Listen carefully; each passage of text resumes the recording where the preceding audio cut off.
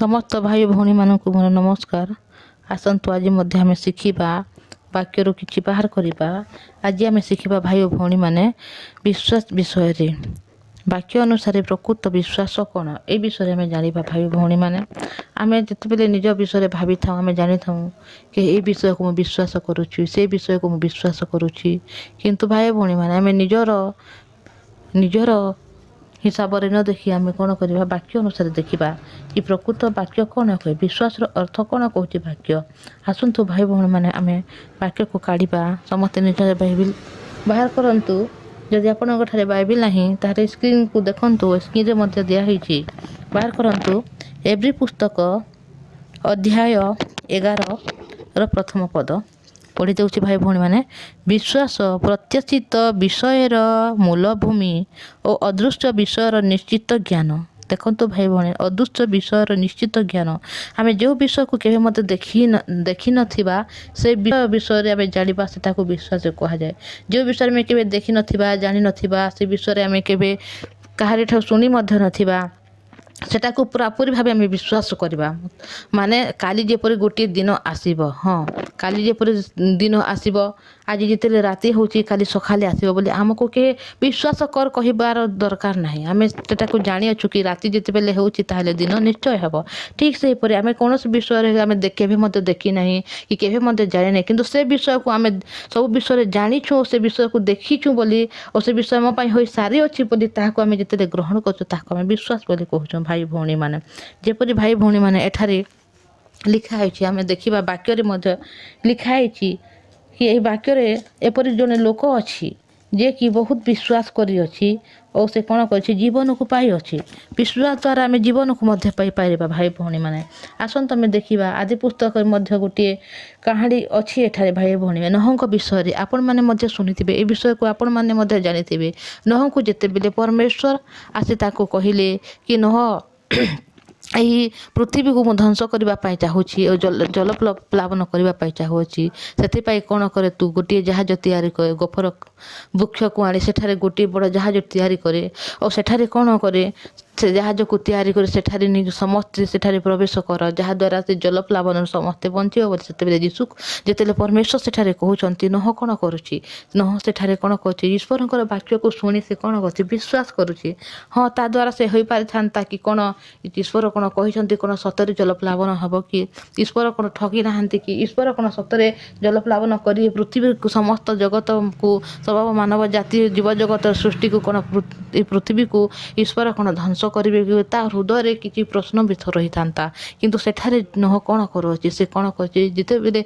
ईश्वर कहते तू जहाज गोटे तैयारी कर से बेले नह कौन कर सेठारे गोटे जहाज तैयारी कर से केवे मत जानी नथिला केवे मत देखी नथिला किंतु जिते बेले ईश्वर ताको कहते कि जल प्लावन हम बोली से तार हृदय से विश्वास कर प्रकृति ईश्वर जहाँ कहते जल प्लावन हम और सारा पृथ्वी ध्वंस हम ता द्वारा से कौन कर जल प्लावन हम बोली से केवे देखी ना से विषय को केवे जानी से विषय को किंतु ईश्वर जिते कहते से कौन कर विश्वास कर कौन कर जहाज तैयारी करुच्ची किंतु ता आखपाखे जिते लोक मैंने थे सेठारे देखी कि नह किपर जहाज तैयारी करुच्ची से सब बेले से जो नह कौन करुच्ची जहाज तैयारी करुच्ची से जंगल को जाऊँगी गोपर वृक्ष काठ हाणुची से सारे बोहिकी आणुची और सेठारे कौन कर जहाज तैयारी करुच्ची से सब विषय को से लोक मैंने देखी जानी थे किंतु सेठारे एठारे लोक मैंने से नह को एठारे कौन कहते पागल बोली कही सेठारे देख ये लोकटी कौन कहूँ जिते बेले नह सेठारे लोक मान प्रचार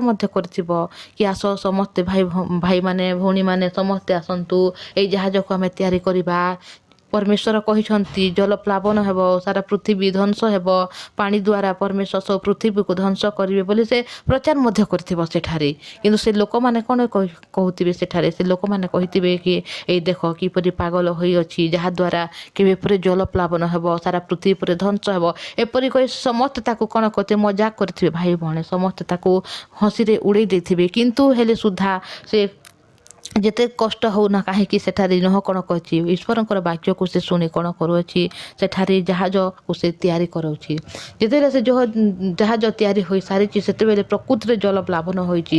ତାଙ୍କ ପରିବାର ସମସ୍ତେ ଯାଇ ଯେତେବେଳେ ଜାହାଜରେ ପ୍ରବେଶ କରୁଛନ୍ତି ପୁଣି ଯେ ଈଶ୍ୱର ଯାହା ତାକୁ ବାକ୍ୟ କହିଥିଲେ କି ସମସ୍ତ ପଶୁମାନଙ୍କୁ ଯୋଡ଼ା ଯୋଡ଼ା ନେଇ ଭିତରକୁ ପ୍ରବେଶ କରିବୁ, ଜୀବଜଗତରେ ପ୍ରତ୍ୟେକକୁ ସମସ୍ତ ଯୋଡ଼ା ଯୋଡ଼ା ହିଁ ସେ ଜାହାଜ ଭିତରକୁ ତୁମେ ପ୍ରବେଶ କରାଇବ, ସେ ସବୁ ବିଷୟ ଯେତେବେଳେ କରିସାରିଛି ପ୍ରକୃତିରେ ସେଠାରେ କ'ଣ ହୋଇଛି ପ୍ରକୃତି ସେଠାରେ ଜଳପ୍ଲାବନ ହୋଇଅଛି, ଯାହାଦ୍ୱାରା ସାରା ମାନବ ଜାତି ଜୀବଜଗତରେ ଯାହା ମଧ୍ୟ ଅଛନ୍ତି ସେ ସମସ୍ତେ କ'ଣ ହେଲା ଧ୍ୱଂସ ହେଲା। ଭାଇ ଭଉଣୀମାନେ ଏହି ବିଶ୍ୱାସକୁ ଆମେ ଦେଖିପାରୁଛୁ ଏଠାରେ ନୋହଙ୍କ ବିଶ୍ୱାସ। ସେ କେବେ ମଧ୍ୟ ଜାଣିନଥିଲା ଯେ ପ୍ରକୃତିରେ ଜଳପ୍ଲାବନ ହେବ କି ନାହିଁ ବୋଲି, କିନ୍ତୁ ମଧ୍ୟ ସେ କ'ଣ କରିଅଛି ଲୋକମାନେ ତାକୁ ପରିହାସ କରୁଛନ୍ତି, ତାକୁ ହସରେ ଉଡ଼େଇ ଦେଉଛନ୍ତି, ହେଲେ ସୁଦ୍ଧା ସେ ଈଶ୍ୱରଙ୍କ ଯେଉଁ ବାକ୍ୟ କହିଛନ୍ତି କି ମୁଁ ଜଳପ୍ଲାବନ କରିବି ଓ ସାରା ମାନବ ଜାତିକୁ ମୁଁ ଧ୍ୱଂସ କରିବି, ସାରା ଜଗତକୁ ମୁଁ ଧ୍ୱଂସ କରିବି ବୋଲି ଯେତେବେଳେ ଈଶ୍ୱର କହୁଛନ୍ତି ସେଠାରେ ନୋହ ସେଠାରେ ବିଶ୍ୱାସ କରୁଅଛି। ଏହାକୁ ଆମେ ବିଶ୍ୱାସ ବୋଲି କହିବା ଭାଇ ଓ ଭଉଣୀମାନେ। ଦେଖନ୍ତୁ ଏଠାରେ ଏ ନୋହ ବିଷୟରେ ଯେତେବେଳେ ଲେଖା ହେଇଛି ଆଦି ପୁସ୍ତକ 7:5 ମଧ୍ୟ ଲେଖା ହେଇଛି ଭାଇ ଭଉଣୀମାନେ, ନୋହ ସଦାପ୍ରଭୁଙ୍କ ଆଜ୍ଞା ଅନୁସାରେ ସବୁ କର୍ମ କଲେ ବୋଲି ଲେଖା ହେଇଛି ଭାଇ ଭଉଣୀମାନେ। ନୋହ ହେଇଥିଲେ ଏଠାରେ କରିପାରିନଥାନ୍ତା, ସେ ବିଶ୍ୱାସ ମଧ୍ୟ କରିପାରିନଥାନ୍ତା ପ୍ରକୃତିରେ କ'ଣ ଏଠାରେ ଜଳପ୍ଲାବନ ହେବ କି ବୋଲିକି, କିନ୍ତୁ ଈଶ୍ୱର ଯେତେବେଳେ କହୁଛନ୍ତି ଜଳପ୍ଲାବନ ହେବ ତାହେଲେ ସେତେବେଳେ ନୋହ କ'ଣ କରିଛି ନିଜ ହୃଦୟରେ ବିଶ୍ୱାସ କରୁଛି କି ପ୍ରକୃତିରେ ଈଶ୍ୱର ଯାହା କହିଛନ୍ତି ତାହା ପ୍ରକୃତିରେ ହେବ ଏଠାରେ ବୋଲି ସେ କ'ଣ କରିଛି ଜାହାଜକୁ ସେ ତିଆରି କରିଛି। ଯେତେବେଳେ ସେ ପୃଥିବୀରେ ବଞ୍ଚୁଛି ତା ଜୀବନରେ ବେଶୀ କଷ୍ଟ, ବେଶୀ ଦୁଃଖ, ବେଶୀ ଯନ୍ତ୍ରଣା ମଧ୍ୟ ହୋଇଥିବ ଭାଇ ଭଉଣୀମାନେ। ସେ ବେଶୀ ଜାଗାକୁ ବୁଲିବା ପାଇଁ ମଧ୍ୟ କେବେ ଯାଇନଥିଲା। ଯେତେବେଳେ ତାଙ୍କ ପରିବାର କାହାର ବାହାଘର ମଧ୍ୟ ହୋଇଥିବ, କାହାର କିଛି ଏପରି ପ୍ରୋଗ୍ରାମ ମଧ୍ୟ ହୋଇଥିବ, କିନ୍ତୁ ମଧ୍ୟ ସେଠାରେ ନୋହ କ'ଣ କରୁଅଛି କେଉଁ ବିଷୟକୁ ଦେଖି ନାହିଁ, କେବଳ ସେ ଗୋଟିଏ ବିଷୟକୁ ଦେଖୁଛି ଏଠାରେ ଭାଇ ଓ ଭଉଣୀମାନେ। ସେ କେବଳ ଜାହାଜକୁ ସେ କ'ଣ କରୁଅଛି ନିର୍ମାଣ କରୁଅଛି, ଯାହାଦ୍ୱାରା ସେ ଜଙ୍ଗଲକୁ କେବଳ ଯାଇ କାଠକୁ ଆଣି ସେଠାରେ କ'ଣ କରୁଛି ଜାହାଜକୁ ତିଆରି କରୁଛି, ଯାହାଦ୍ୱାରା ସେ କ'ଣ କରୁଛି ନିଜ ପରିବାର ସମସ୍ତେ ସେଠାରେ କ'ଣ କରୁଛି ଜୀବନକୁ ପାଇପାରିଲେ ଭାଇ ଭଉଣୀମାନେ। କିନ୍ତୁ ଯେଉଁ ଲୋକମାନେ ତାକୁ ପରିହାସ କଲେ, ତାକୁ ପାଗଳ ବୋଲି କହିଲେ, ତାକୁ ହସିଲେ, ଯେଉଁମାନେ ଉଡ଼ାଇଲେ ସେଠାରେ କ'ଣ ହେଉଛି ଭାଇ ଭଉଣୀମାନେ, ସେମାନେ ସମସ୍ତେ କ'ଣ ହେଲେ ଏଠାରେ ଜଳପ୍ଲାବନରେ ସମସ୍ତେ ଧ୍ୱଂସ ହେଲେ, ସମସ୍ତେ କ'ଣ କଲେ ପ୍ରାଣତ୍ୟାଗ କଲେ। ସାରା ପୃଥିବୀ ସେଠାରେ କ'ଣ ହେଉଛି ସାରା ପୃଥିବୀ ଜୀବଜଗତରେ ସେ ପ୍ରତ୍ୟେକ ଲୋକ ଯେଉଁ ପୃଥିବୀରେ ଜୀବନ ଅଛି ପ୍ରତ୍ୟେକ ଲୋକ ସେଠାରେ କ'ଣ ହେଉଛନ୍ତି ମରିଯାଉଛନ୍ତି ଭାଇ ଭଉଣୀମାନେ। ଠିକ୍ ସେହି ପ୍ରକାର ଯେତେବେଳେ ନୋହ ଈଶ୍ୱରଙ୍କର ବାକ୍ୟକୁ ଶୁଣି କ'ଣ କରୁଛି ତା ହୃଦୟରେ ଗ୍ରହଣ କରୁଛି, ଈଶ୍ୱର ଯାହା କହିଛନ୍ତି ସେ ବିଷୟକୁ କରୁଛି, ସେଟାକୁ ଆମେ ବିଶ୍ୱାସ ବୋଲି କହିବା। କିନ୍ତୁ ଆମେ ପ୍ରକୃତିରେ ବିଶ୍ୱାସ ମାନେ କ'ଣ ଭାଇ ଭଉଣୀମାନେ, ଆମେ କେବେ ଈଶ୍ୱରଙ୍କର ବାକ୍ୟକୁ ଶୁଣୁଅଛୁ କି? ଈଶ୍ୱର ଆମକୁ ଯାହା କହୁଛନ୍ତି ସେ ସବୁ ବିଷୟକୁ ଆମେ କ'ଣ ଗ୍ରହଣ କରୁଛୁ କି ନାଇଁ ଭଉଣୀ ମାନେ? ଆମେ କେବଳ ଆମ ନିଜ ହିସାବରେ ଆମେ ବିଶ୍ୱାସକୁ ଜାଣୁଛୁ, ଆମେ ଏପରି କରିବା ତାହେଲେ ବିଶ୍ୱାସ। ଆମେ କେବଳ ମୁଖରେ କହୁଛୁ କି ପ୍ରଭୁ ମୁଁ ତୁମକୁ ବିଶ୍ୱାସ କରୁଅଛି। ଯେତେବେଳେ ଆମେ କୌଣସି ବିଷୟରେ ପ୍ରାର୍ଥନା ମଧ୍ୟ କରୁଛୁ ଭାଇ ଭଉଣୀମାନେ, କୌଣସି ବିଷୟ ଆମେ ଯେତେବେଳେ ମାଗୁଅଛୁ, ଯଦି ସେ ଟାଇମ୍ରେ ଯଦି ଆମେ ସେ ବିଷୟକୁ ପାଇପାରୁନାହୁଁ, ଆମେ କ'ଣ କରୁଛନ୍ତି ଯୀଶୁ ବା ପରମେଶ୍ୱର ମୋ ପ୍ରାର୍ଥନାକୁ ଶୁଣୁନାହାନ୍ତି, ସେଠାରେ ଆମର ହୃଦୟରେ କ'ଣ ହେଉଛି ଅବିଶ୍ୱାସର ହୃଦୟ ସେଠାରେ ଜାତ ହେଉଛି ଭାଇ ଭଉଣୀମାନେ। କିନ୍ତୁ ପ୍ରକୃତିର ବିଶ୍ୱାସ କ'ଣ? ବିଶ୍ୱାସ ଏହା ଅଟେ ଭାଇ ଭଉଣୀମାନେ, ଯେଉଁ ବିଷୟକୁ ଆମେ ଦେଖିନଥିବା, ଯେଉଁ ବିଷୟକୁ କେବେ ଆମେ ଜାଣିନଥିବା, ସେ ବିଷୟକୁ ଆମେ ପାଇସାରି ଅଛୁ ବୋଲିକି ଯେତେବେଳେ ଆମେ ଗ୍ରହଣ କରୁଛୁ ତାହାକୁ ଆମେ ବିଶ୍ୱାସ ବୋଲି କହିଅଛୁ ଭାଇ ଭଉଣୀମାନେ। ଏଠାରେ ଗୋଟେ ବାକ୍ୟ ମୁଁ ଆପଣମାନଙ୍କୁ କହିବା ପାଇଁ ଚାହୁଁଅଛି ଭାଇ ଭଉଣୀମାନେ। ଆସନ୍ତୁ ଆମେ କିପରି ବିଶ୍ୱାସକୁ ପାଇପାରିବା? ବିଶ୍ୱାସ କ'ଣ ଆମେ ଜାଣିଲା ଭାଇ ଭଉଣୀମାନେ, ଯେଉଁ ବିଷୟକୁ ଆମେ କେବେ ଦେଖିନାହିଁ, କେବେ ଜାଣିନାହିଁ, ସେ ବିଷୟ ହୋଇସାରି ଅଛି ବୋଲି ଆମେ ଯେତେବେଳେ ସେଟାକୁ ନିଶ୍ଚୟ କରୁଅଛୁ ସେଟାକୁ ଆମେ ବିଶ୍ୱାସ କରୁଛୁ। କିନ୍ତୁ ବିଶ୍ୱାସ କେଉଁଠି ଆସିବ ଭାଇ ଭଉଣୀମାନେ? ଆମେ ମଣିଷ ଏପରି ଅଟେ, ଆମେ କେବେ ମଧ୍ୟ ନିଜ ହୃଦୟରେ ଆମେ କେବେ ବିଶ୍ୱାସ କରିବାର ଲୋକ ନାହିଁ। ସେଥିପାଇଁ ବିଶ୍ୱାସ କେଉଁଠି ଆସିବ, କିପରି କଲେ ଆମେ ବିଶ୍ୱାସ କରିପାରିବା, ସେ ବିଷୟକୁ ଆଜି ଆମେ ଦେଖିବା। ଆସନ୍ତୁ ଏଥିପାଇଁ ଆମେ କ'ଣ କରିବା, ବାକ୍ୟ ବାହାର କରିବା। ବାହାର କରନ୍ତୁ ରୋମିଓ ଅଧ୍ୟାୟ 10:17 ଏତବ ବିଶ୍ୱାସ ଶ୍ରବଣରୁ ଜାତ ହୁଏ ଓ ଶ୍ରବଣ ଈଶ୍ୱରଙ୍କ ବାକ୍ୟ ଦ୍ୱାରା ହୁଏ। ଏଠାରେ ଲେଖା ହେଇଛି ଭାଇ ଭଉଣୀ, ଏତବ ବିଶ୍ୱାସ ଶ୍ରବଣରୁ ଜାତ ହୁଏ ଓ ଶ୍ରବଣ ଖ୍ରୀଷ୍ଟଙ୍କ ବାକ୍ୟ ଦ୍ୱାରା ଜାତ ହୁଏ। ଦେଖନ୍ତୁ ଭାଇ ଭଉଣୀ, ଆମେ କେବେ ମଧ୍ୟ ବିଶ୍ୱାସ କରିବାର ଲୋକ ନାହିଁ, କିନ୍ତୁ ବିଶ୍ୱାସ କେତେବେଳେ ହେବ? ଯେତେବେଳେ ଆମେ ଶୁଣିବା। କ'ଣ ଶୁଣିବା? ଈଶ୍ୱରଙ୍କ ବାକ୍ୟ ଠାରୁ ଯାହା ଆସି ସେ ସବୁ ବିଷୟକୁ ଯେତେବେଳେ ଆମେ ଶୁଣିବା ତାହାକୁ କ'ଣ କୁହାଯାଏ? ବିଶ୍ୱାସ ବୋଲି କୁହାଯାଏ ଭାଇ ଭଉଣୀମାନେ। ଠିକ୍ ସେହିପରି ନୁହଁ ଯେପରି ସେଠାରେ କ'ଣ କରୁଅଛି, ଈଶ୍ୱର ଯାହା କହୁଛନ୍ତି ସେ ସବୁ ବିଷୟକୁ କ'ଣ କରୁଛି? ଶୁଣୁଅଛି। ସେ କ'ଣ କରୁଛି? ସବୁ ବିଷୟକୁ ସେ ପ୍ରକୃତିରେ ଈଶ୍ୱର ଯାହା କହୁଛନ୍ତି ସେ ପ୍ରକୃତିରେ ତାହା ସତ୍ୟ ହେବ, ସେ ବିଷୟ ନିଶ୍ଚୟ ଘଟିବ, ଏହା ସେ ଭାବି କ'ଣ କରୁଛି ସେ ବିଷୟକୁ ସେ କରୁଅଛି। ଯାହାଦ୍ୱାରା ଏଠାରେ କ'ଣ ସେ ବିଶ୍ୱାସର ଦ୍ୱାରା ଧରାଯାଇ କ'ଣ କହୁଛି ସେ ଜୀବନକୁ ପାଇପାରୁଛି ଭାଇ ଭଉଣୀମାନେ।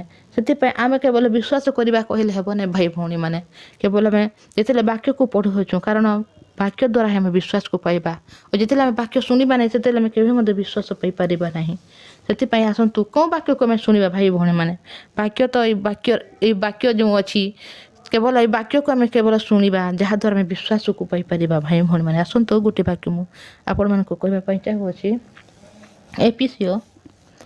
एपीसी अध्याय 2:8 पद पढ़ी दौर भाई भौणी कारण अनुग्रह विश्वास द्वारा तुम्हें मैंने परित्राण पाइछ ताहा तुम निज ठारू होई नहीं ताहा ईश्वर दान एठारे लिखाई भाई भौणी मैंने विश्वास कारण अनुग्रह विश्वास द्वारा तुम्हें मैंने परित्राण पाइछ आम किपर परित्राण पाइछ भाई भौणी अनुग्रह द्वारा यीशु ख्रीष्ट जिते जगत को आसी और कौन कर निज जीवन को कौन कर क्रूसरे से कौन कर बलि होती बलि उत्सर्ग हो कौन कर क्रूसरे से हत हो उत्सार्पित हो जिते हो सारी अच्छा से कौन हो द्वारा अनुग्रह द्वारा आम कौन कर विश्वास को पाइछुँ और विश्वास द्वारा आम परित्राण पाइछुँ भाई भौणी मैंने आम एपरी लोक डके आम निजे कौन विषय आम निजे कार्य करी आम निजे भल कार्य करी हो आम निजे भी कौन विषय को करी केबे मध्य आम कौन धार्मिक व परित्राण पाई पारिबा नहीं से यीशु ख्रीष्ट जगत को आसी कौन कर आमको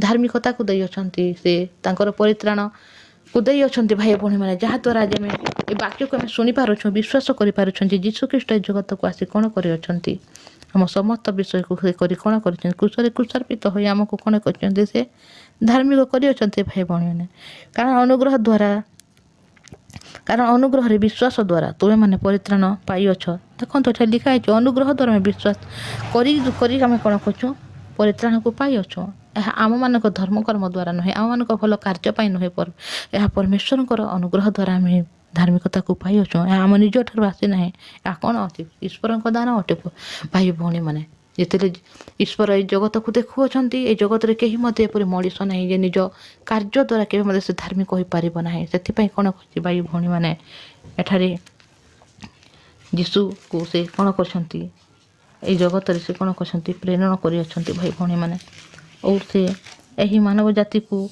बचाइबा निमंते से कौन कर यीशु को जगत को से प्रेरण कर यीशु ख्रीष्ट रक्त द्वारा आम कौन हो भाई भौणी धार्मिक हो अच्छे भाई भौणी जेपरी गोटे वाक्य मुझे आपण मानक कहीदे भाई भौणी समस्ते शुणु रोमियो अध्याय 3:24 पदरे मध्य लिखाई पुणी से माने बिना मूल्य ताहांको अनुग्रह यीशु ख्रीष्ट कथा जो मुक्ति अच्छी तद्वारा धार्मिक गणित हमें एठार स्पष्ट भाई लिखाई भाई भौणी मैंने कि पुणी से माने बिना मूल्य आम के आम धार्मिक हो जहाद्वारा आम के मूल्य देवाक पड़ना भाई भौणी मैंने कहे आम आमर उत्तमता आम धार्मिकता को आम के स्थापन कर परित्राण को पाई पारिबा नहीं भाई भौणी मैंने एठारे लिखाई से पुणी से बिना मूल्य ताहांको अनुग्रह क्या ईश्वर अनुग्रह द्वारा कौन हो ख्रीष्ट यीशु जो मुक्ति अच्छे तद्वारा धार्मिक गणित हमें यीशु ख्रीष्ट जिते आम समस्त अपराध को समस्त पाप को नहीं क्रूसार्पित हो कौन कर जिते पुणी तृतीय दिन में से कौन होती जीवित होती जहाद्वारा आम कौन हो धार्मिक हो सारी अच्छु भाई भौणी मैंने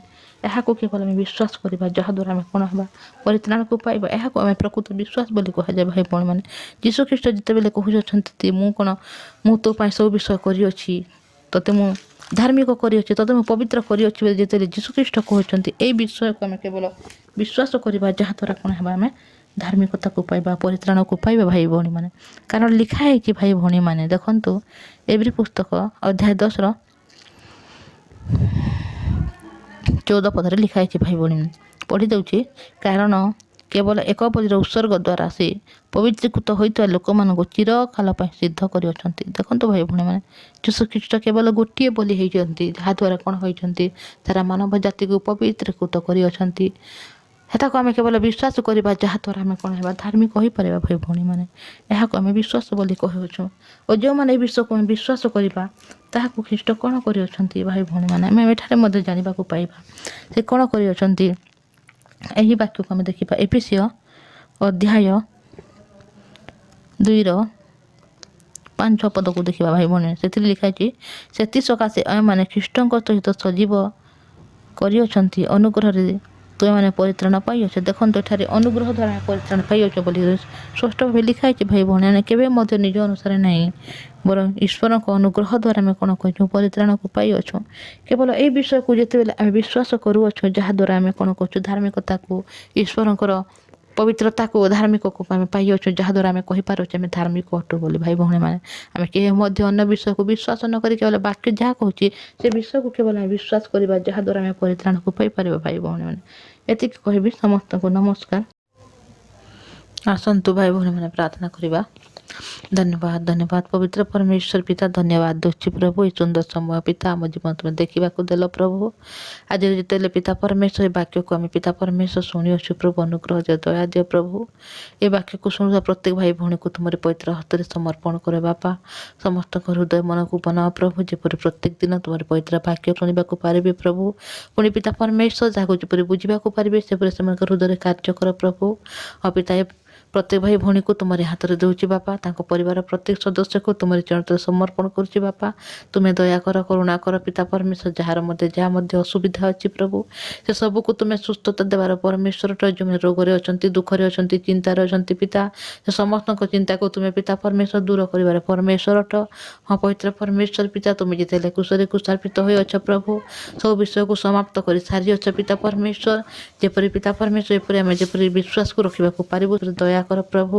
ଏ ବାକ୍ୟକୁ ଶୁଣୁଥିବା ପ୍ରତ୍ୟେକ ଭାଇ ଭଉଣୀମାନଙ୍କୁ, ତାଙ୍କ ପରିବାରରେ ଯଦି କୌଣସି ଅସୁବିଧା ଅଛି ପିତା ପରମେଶ୍ୱର, କୌଣସି ପଇସା ପତ୍ରର ଅସୁବିଧା ଅଛି ପିତା, କୌଣସି ରୋଗ ଦୁଃଖର ଅସୁବିଧା ଅଛି, ସେ ସବୁ ବିଷୟକୁ ତୁମେ ପିତା ପରମେଶ୍ୱର ଅନୁଗ୍ରହ ଦ୍ୱାରା ପିତା ସେ ସବୁ ବିଷୟକୁ ତୁମେ ପୁରା କରି ସାରିଅଛ ବୋଲି ଆମେ ଅନୁଗ୍ରହକୁ ମାଗୁଛୁ ପ୍ରଭୁ। ପବିତ୍ର ପରମେଶ୍ୱର ପିତା, ପ୍ରତ୍ୟେକ ଦିନ ତୁମର ସେହିପରି ବାକ୍ୟକୁ ଶୁଣିବାକୁ ପାରିବେ ପ୍ରଭୁ। ସମସ୍ତେ ଯେପରି ପରିତ୍ରାଣ ପାଇବାକୁ ପାରିବେ ସେପରି ଦୟା କର ପ୍ରଭୁ। ପ୍ରତ୍ୟେକ ଦିନ ପ୍ରତ୍ୟେକ ସମୟ ପିତା ପରମେଶ୍ୱର ତୁମରି ବାକ୍ୟ ଦ୍ୱାରା ଯେପରି ଏ ଭାଇ ଭଉଣୀମାନେ ବଞ୍ଚିବାକୁ ପାରିବେ ସେପରି ଦୟା କର ପ୍ରଭୁ ପରମେଶ୍ୱର ପିତା। ହଁ ପିତା ପରମେଶ୍ୱର, କାହାର ଯଦି ଚାକିରିର ପିତା ପରମେଶ୍ୱର ମିଳୁନାହିଁ ପିତା ପରମେଶ୍ୱର, ବା କୌଣସି ପିତା ପରମେଶ୍ୱର କାମଧନ୍ଦାର କୌଣସି ଯଦି ପିତା ପରମେଶ୍ୱର କୌଣସି ବିଷୟ ମିଳୁନାହିଁ ପ୍ରଭୁ, ସେ ସବୁ ବିଷୟକୁ ତୁମେ ଅନୁଗ୍ରହ ଦିଅ ବୋଲି ଅନୁଗ୍ରହକୁ ମାଗୁଛି ପ୍ରଭୁ। କାରଣ ତୁମେ ସବୁ ବିଷୟ ଦେଇ ସାରିଅଛ ପ୍ରଭୁ। ଏ ବିଶ୍ୱାସକୁ ଯେପରି ପ୍ରତ୍ୟେକ ଭାଇ ଭଉଣୀମାନେ ନିଜ ହୃଦୟରେ ସ୍ଥାପନ କରିବାକୁ ପାରିବେ ସେପରି ଦୟା କର ପ୍ରଭୁ। ଆଗାମୀ ଦିନରେ ପିତା ପରମେଶ୍ୱର ତୁମେ ଅନୁଗ୍ରହ କର ବାପା, ଯାହାଦ୍ୱାରା ସବୁଦିନ ବାକ୍ୟକୁ ଶୁଣିବାକୁ ପାରିବେ ପିତା ପରମେଶ୍ୱର, ସେପରି ଦୟା କର ପ୍ରଭୁ ପିତା ପରମେଶ୍ୱର ପିତା। ପ୍ରତ୍ୟେକ ଗୌରବ ତୁମକୁ ଦେଉଛି ପ୍ରଭୁ। ଏ ପ୍ରତ୍ୟେକ ବାକ୍ୟ ଶୁଣୁଥିବା ଭଉଣୀମାନଙ୍କୁ ତୁମେ ଅନୁଗ୍ରହ ଦେଇ ସାରିଅଛ, ପୁଣି ତାଙ୍କ ପରିବାର ମାନ ସମସ୍ତଙ୍କୁ ତୁମେ ଉଦ୍ଧାର କରି ସାରିଅଛ। ସମସ୍ତଙ୍କୁ ପରିତ୍ରାଣ ଦେଇ ତୁମର ପବିତ୍ର ରକ୍ତ ଦ୍ୱାରା ଶୁଚୀକୃତ କରି ପିତା ସମସ୍ତଙ୍କୁ ଧାର୍ମିକ କରିଅଛ ପ୍ରଭୁ। ଏ ବାକ୍ୟକୁ ଏମାନଙ୍କ ହୃଦୟରେ ତୁମେ ସ୍ଥାପନ କର ବୋଲି ଅନୁଗ୍ରହକୁ ମାଗୁଛି ପ୍ରଭୁ। ପବିତ୍ର ପରମେଶ୍ୱର ପିତା, ପ୍ରତ୍ୟେକ ଗୌରବ ତୁମକୁ ଦେଇ ପ୍ରାର୍ଥନା ପ୍ରଭୁ ଯୀଶୁ ଖ୍ରୀଷ୍ଟଙ୍କ ନାମରେ ମାଗୁଅଛି, ଆମିନ୍। Thank you.